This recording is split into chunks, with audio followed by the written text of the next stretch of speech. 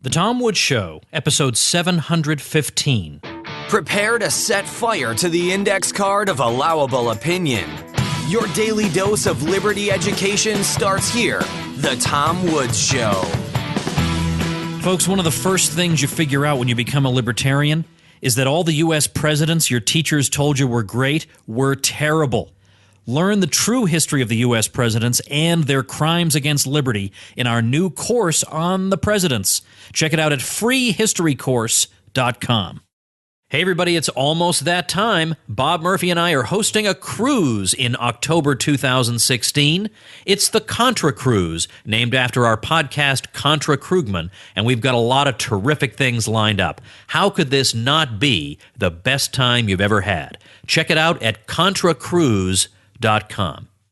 Hello everybody, Tom Woods here. I'm talking to Leah McHenry by popular demand. I've had quite a few requests to have her on the show, particularly from my supporting listeners over at supportinglisteners.com.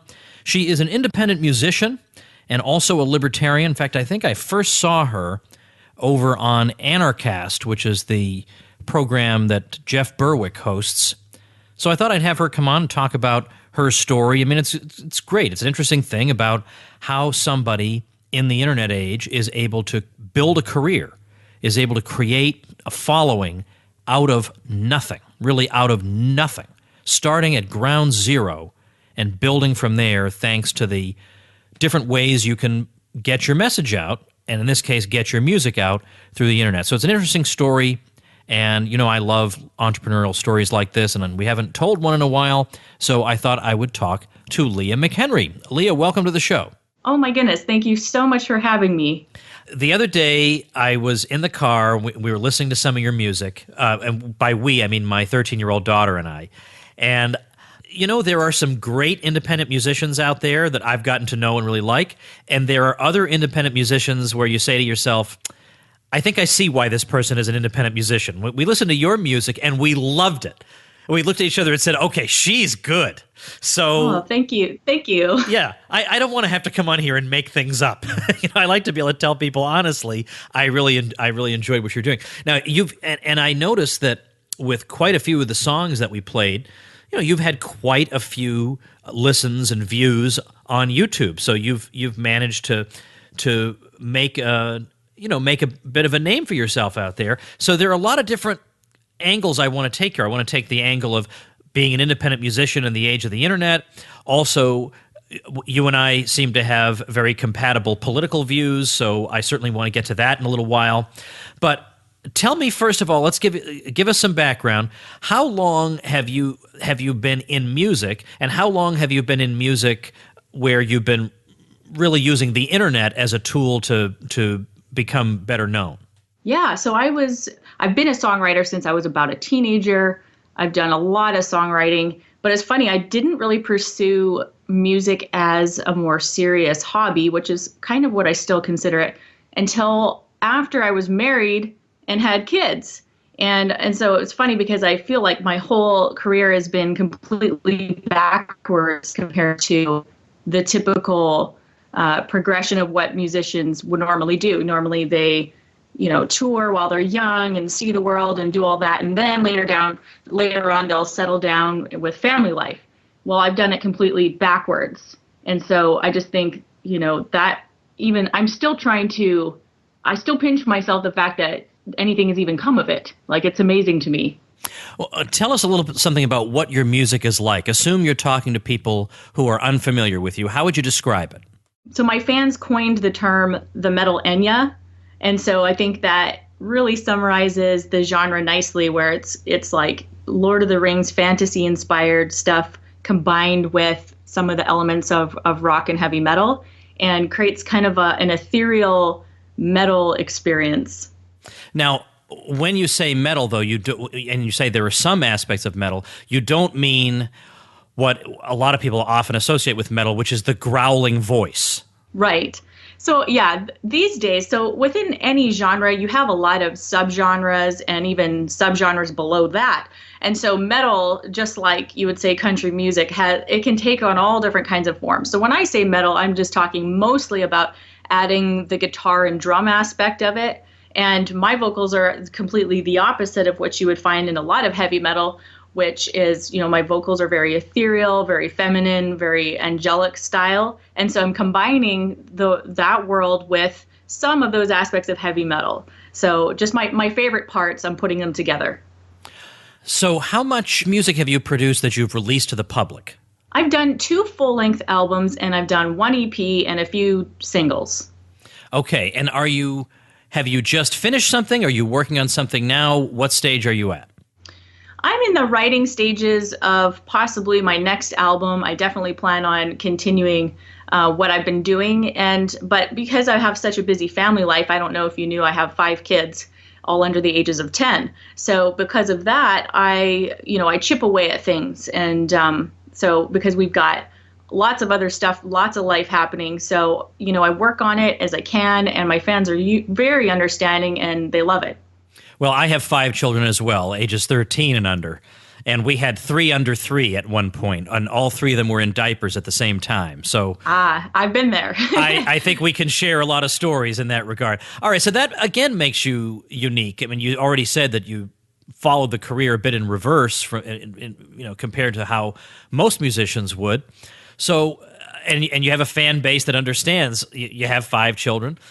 Now, typically, when you record an album, I mean, you've got to reserve a studio somewhere, and you've got to just go out there and bang it out as quickly as possible because you're being charged per hour to use the studio. Like, isn't that right? How do you make all that work? I mean, in other words, you can't just sneak away for an hour here and there.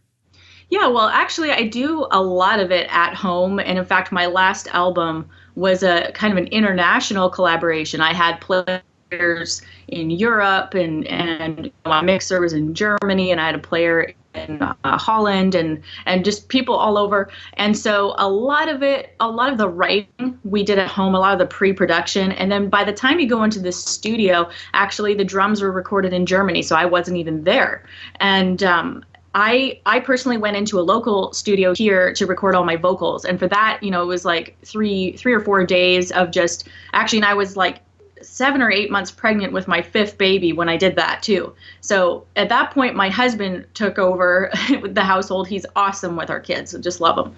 And so I had his support that way. So I could just go in and really do my best job in the studio. So now here's the big question. Being an independent musician in this day and age, I can think of ways in which that, today is a great time to be an independent musician because even if you get locked out by big labels, big deal. I mean, you have your own channels to reach people, but at the same time, on the other hand, the trouble with that is the supply has multiplied precisely because everybody knows they have YouTube and they have other ways of delivering their material. So the competition is more intense. So is it a mixed bag, the internet, or is it just overwhelmingly positive? I am a huge fan of the internet for musicians right now. In this age where everybody says the music business is dead and all of that, I couldn't disagree more. I really believe that, yes, there is more competition, but all that does is really help the cream will always rise to the top. And so, there's a couple of things with that though. It doesn't always just rise to the top just because it's good, and it's like any market, any business out there, you have to have a great product. So what it does is encourage people to get better at what they do because they've heard there's 100,000 other musicians out there all trying to do the same thing. They're all, there's a bunch of wannabes. So you have to have a better product, better quality, and you've got to actually start digging down into a niche. And just like a lot of other businesses do, you have to, hone in on a very specific target audience. And that's what I've done. And so I'm actually a businesswoman too. And I think you have to be, if you're going to be successful in the internet age as a musician, you have to be an entrepreneur as well. So that has really, really helped me, is being able to understand that, know that it's got to be good. In fact, it has to be the best that I can possibly make it. And I have to know my audience, and I have to have a niche. All right, I want to go back to when you were releasing your very first album. At that time, did you already have a following, maybe from, I don't know, maybe more informal music that you had done, or were you really starting at ground zero when you released that first album? It was totally ground zero. I mean, I I put my music up on YouTube and hoped for the best. That was my marketing strategy. That was just what I was going to ask you. So then what? Then what happened? So here's what happened. Nothing really happened, because it was the myth of if you build it, they will come. And this is where I see so many other musicians doing this, that, hey, if I have amazing music, something miraculous is going to happen. I'm going to go viral. Someone's going to stumble across my music. I'm just going to get discovered. And that is not true. It does happen to a very small percentage of musicians out there. But I take a far more strategic approach. And now, had I started back then, I would have done things differently. Well, first of all, you do need some music to work with. Like, you've got to, if you want to market your music in the internet age, you do need some good quality music to put out there to the world. But then I really started digging into my niche. That I just can't stress how important that was for me, was discovering that. Now, it took me a long process, but now that I've done it, my niche can sometimes vary a little bit. I actually call it my micro niche, because I'm going even deeper, and it can vary from project to project. But that was the second thing that really propelled me, was I started to know exactly the market that my music would best serve. And so I started looking at other bands that were similar to me. What do those demographics of people look like? What are they reading? What websites are they hanging out at? What is the subculture associated with that? And I mean, I started studying marketing, really, and it propelled the little success that I've had. And to the point now where I make a full-time living doing this. So, I mean, it really, I just want to encourage musicians out there listening to this that, like, don't abandon the business side. Art and business work very well together, and they don't have to be conflicting. Was there a particular moment, a particular thing you did that suddenly just the floodgates opened and you said, okay, this was the trick, or this was the thing that really, really opened the doors for me? Like, what was it that was different from what you'd been doing before of just putting music out there and crossing your fingers? There's definitely some layers to that, because I started studying a lot. I started studying a lot of business. I started studying a lot of marketing and things that were working in internet marketing. And I started translating that into what I was doing with music. And so one of the things I would say has been absolutely life-changing for me was not putting music up on YouTube. It wasn't building Facebook and all these social media platforms. In fact, I probably don't do enough of that. But what was really a turning point for me was building my email list. I mean, you would think, how boring is that? But I'm telling you, just like a lot of other businesses out there will tell you, that the size of their email list directly correlates to how much money they'll make.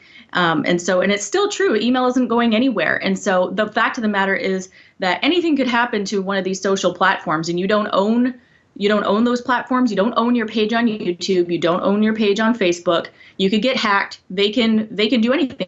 Private websites, a private business, and you could get shut down. You could get hacked. So the bottom line is, the only thing you really have is your email list. That's the only thing you can directly control, and they can't take that away from you. And so now I've really shifted my focus to doing that one thing. And there's a number of ways I do it, but that has really transformed everything, because when I went to go do my last crowdfunding campaign, I raised over $27,000 with just basically my email list and some social media. That was it. I was going to ask you that, because on my smartphone here, I knew I had seen that, and yeah, I just called it up. You did an Indiegogo campaign that was, as you say, more than funded. It went over the amount that you were even asking for, and I was curious to know how you did that. I'm so glad you said that thing about the email list, because I wonder if my listeners' eyes glaze over when I talk about stuff like this from time to time.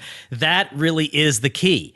Is building that, learning how to build a list, first of all, because a lot of people don't want to give you their email addresses. You got to give them a reason to do that. And then once you have that list, you have to know what to do with it. It's not enough just to have a bunch of names. Now what do you do? So let me ask you, how do you build a list? You don't just put a little form on your website that says, join my newsletter for updates. Do you give them a free song, or what do they get? Yeah, so there's a number of ways you can do it, but basically what I teach, and I don't know if you knew this, but I teach other musicians to do what I'm doing right now. And there's a few ways, and one is everything you do on social media should all be driving people to your email. That should be the one call to action that you always have. And that can change from time to time, but that's really the one action I'm encouraging right now is joining the email list. And that's where you really want to build relationship. People are tired of being spammed in their inbox. What they want is an experience. And so my job as a musician is to give them that experience. And part of this is knowing my niche, because I know that my music is all about escapism. And that when they listen to my songs, when they look at the photos and all that, they're looking for a certain kind of experience. And that is going to vary from genre to genre. But generally, people listen to music to feel better and to stop thinking about their stressful day. And so I have to create that kind of relationship through email. I tell them about myself. I tell them my life. I'm open and honest about who I am. They know I have kids, and I used to shy away from that stuff before. I thought, well, that's not very cool.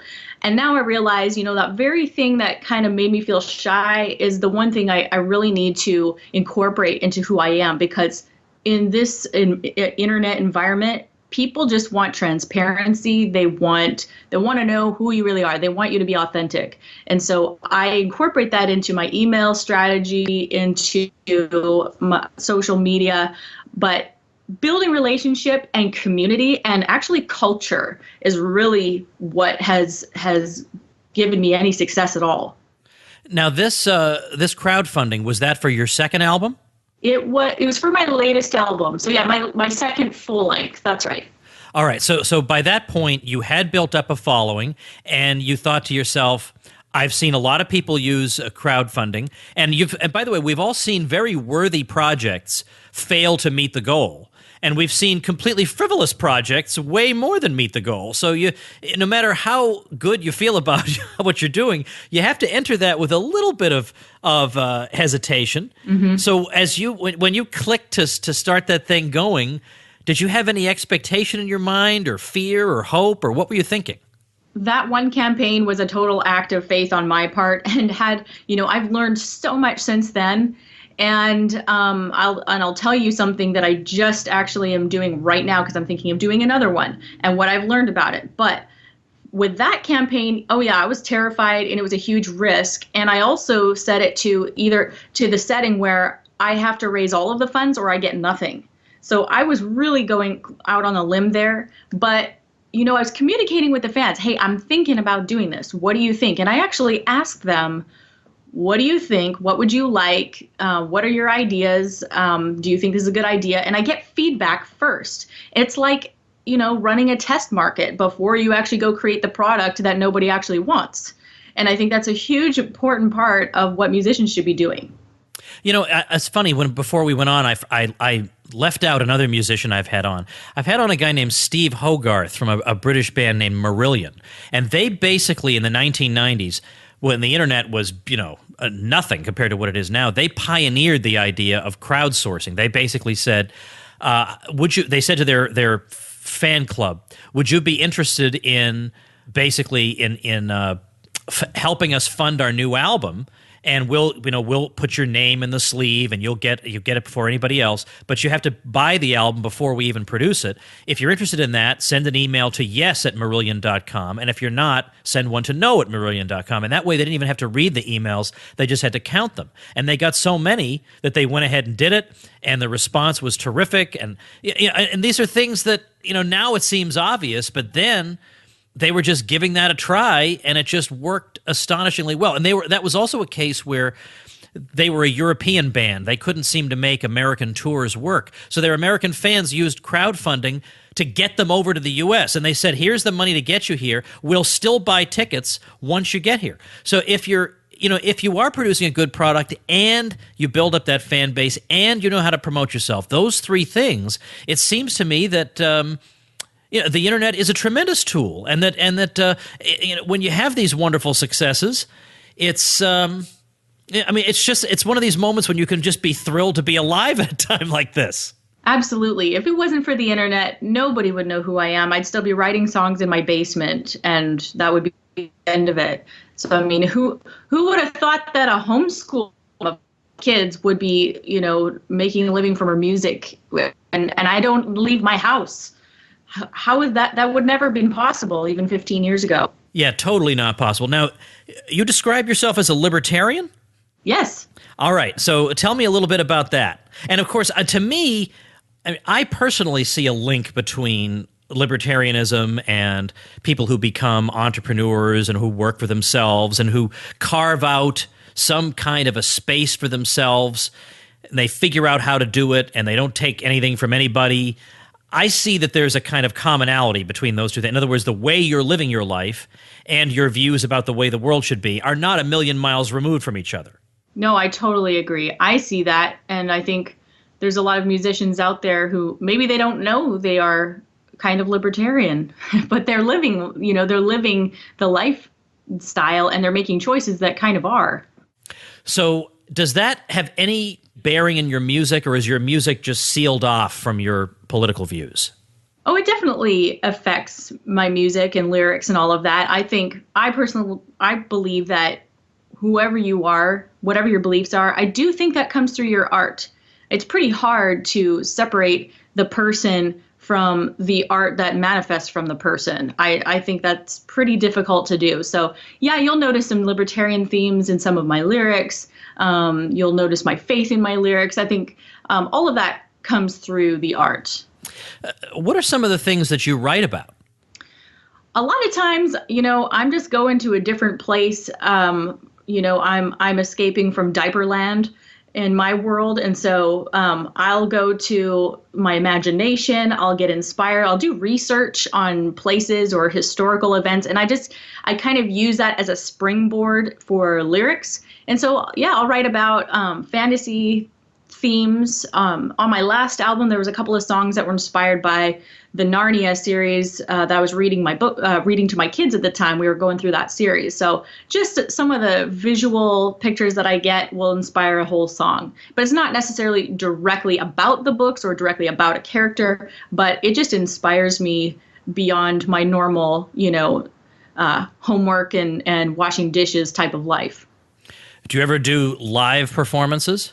Very rarely these days, and there will come a day when I actually tackle that and I'll really be focused on it. But, I have to have priorities. And so right now my family and young kids are priority. So I've decided to purposefully just be a recording artist at this time. And I will embrace that one these days. All right. I think everybody acknowledges and respects that. It makes sense in your situation. Tell me about, let's say I'm an independent musician and I'm just doing it all wrong. I'm putting my music up on YouTube and I'm disappointed that I have only 10 views. What are two pieces of advice you would give me? What are two, and not too abstract, specific action steps that I can take? I think, assuming that you're talented and assuming that you've got a good product, you need a marketing strategy. You need a plan. And like the very first thing I tell my students is they do need to be focused on discovering what their micro niche is, because until you can figure that out, it's going to be really hard to do any kind of promotion to the right kind of people. As I said, you can have a great product. You have amazingly talented music, but if you don't know your audience, you're not going to be able to connect those two things. So you can put your music up on YouTube, but there's a thing on YouTube called tags, right? Where you can tag your video with certain keywords. So one of the things that I do, and this is a tip that I teach, is you've got to know the keywords that your fans are actually searching for up in the YouTube search bar, right? Because YouTube is actually the second biggest search engine to Google. So people are looking for things actively every single day. So you need to know, what are they searching for that will rank my video at the top? And so you've got to know that. And until you know your micro niche of what they're actually searching for in a very specific terms, your music is just going to get buried. So that's a really big one to know. And the second one is direct all traffic to your email. You've got to start building that email list, building relationships with people. And it doesn't, there's all kinds of nuances in these things, but that's as simple and basic as it gets. It's not hard to do, but it does take time and effort to get all those things in place, and of course experimenting a little bit. So YouTube ranking and knowing how to tag, knowing your micro niche, and building your email list. Now, if somebody is brand new to your music, is there something you'd want them to hear first that you think is the best or most accessible to a newbie? Where do you direct people who are listening to you for the first time? Actually, all my music is up for free streaming on leahmchenry.com. And so they can browse all my albums and singles there. And I have options to purchase, options to donate, different amounts. And so, yeah, I'm kind of experimenting with that. But it's all there, and you can definitely browse through it. All right. Well, how about this? Is there a particular, have you noticed there's a fan favorite among your songs? I know that they like one of my latest singles. Okay, so if I had to choose from my last album, there's a song called This Present Darkness, and there's a lyric video for that one, and that's on leahmchenry.com. This Present Darkness, it's from the album Kings and Queens. I'd say from my EP Otherworld, which is really popular in Europe, the song The Northern Edge is one of the most popular songs on that EP. And then from Of Earth and Angels, my first debut album, Old World is one of the most popular songs on that one. So the website is Leah McHenry. I want to make sure people know that that's LeahMchenry.com. Of course, I'll link to it at tomwoods.com/715, this being episode number 715. Let's see, how else? Oh, yeah. Now, when you said homeschooling, do you mean you yourself were homeschooled, or your own children are homeschooled, or both? We homeschool our 5 kids. So that is, you must be extremely busy. I am. That's why I don't tour. Yeah, exactly. I was just wondering if maybe in the local area or whatever you did that from time to time. But so you homeschool them, and you're in Canada. Mm-hmm. I'm curious to know, I don't know anything about Canada and homeschooling, but my instincts would be that it's a little tougher. There would be more hoops to jump through in Canada than in the U.S., or am I wrong about that? Actually, it's quite shocking. Here in BC, we have some of the most open homeschool laws that exist. Like, we actually have a ton of freedom. So basically, all we have to do is register with a school here, just acknowledging the fact that, and it could be any school, it could be a private school, you can just acknowledging that, yes, we are educating our kids, and that's it. Total hands off. And we have complete 100%, and have to report a number of days of attendance or anything like that. So it's actually incredibly, and I hope it stays this way, incredibly free. And there are government programs as well that support distance learning. But, I'm shocked at how much freedom we actually have here in BC. Now, the other provinces, they vary a little bit. And there was some attempts in Alberta to really start cracking down and regulating homeschool stuff. But there was enough homeschoolers that rallied against that it didn't work. So we're thankful for that. Well, that's great. Now, I know this is sort of a personal question, but I can't help asking.